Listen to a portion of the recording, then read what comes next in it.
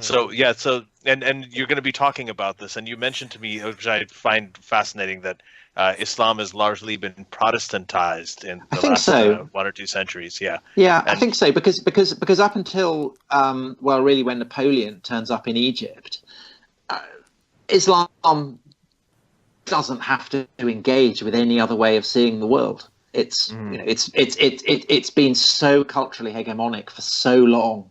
It's always been the most powerful. It's always been the richest. It's been the most culturally sophisticated region of the world for so long that it doesn't cross its mind that it has to have anything to do with Franks, these kind of smelly people who hover on the margins of the Islamic world. And then Napoleon turns up, and it's kind of seismic shock. And the scale.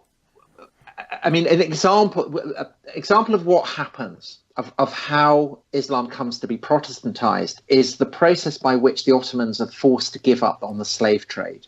Because what happens is that the British have decided that slavery is illegitimate, that it's an offense to God.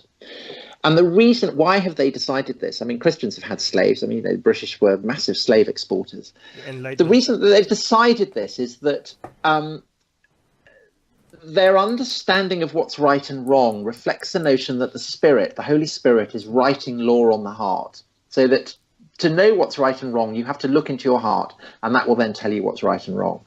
yeah, When the British go to various Muslim potentates along the line of the Mediterranean and say, look, you've got to stop the slave trade, these Muslim rulers turn around and say, you've got to be joking. Why the hell should we?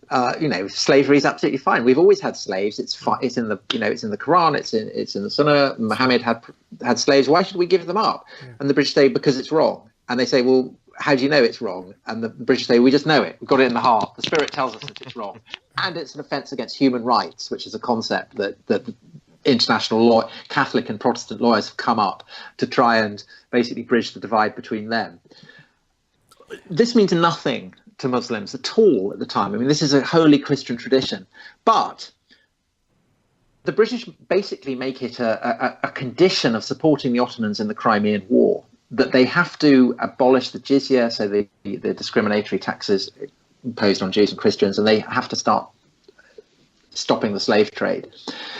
So the Sultan regretfully does this, and then he has to explain why this has happened. I mean, he can't say, well, we're doing it because an infidel power is telling us to do it. So Muslim scholars start to say, well, this is what it was always in Islam. It was always inherent within Islam. The Prophet may have had slaves, but basically he was interested. He only bought them so he could then free them. And there's a kind of, it may say that it's okay to have slaves, but the real meaning of Islam is that you shouldn't. Yeah. This is a Protestant way of understanding law. It's exactly what Protestants are doing with the Bible. They're saying, okay, it may say this in the Bible, but actually, I know the Spirit has illumined my heart. I'm a Quaker. I'm an evangelical. I know that this is wrong.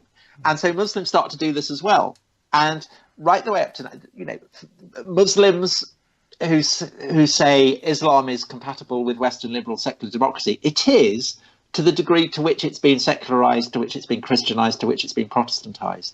So the Reformation term is an apt analog in some ways, where there's an attempted Reformation. Don't start that. Okay, we're not going to start. That's another 2-hour episode. But listen, can we finish because we're out of time? So can we just finish all the questions?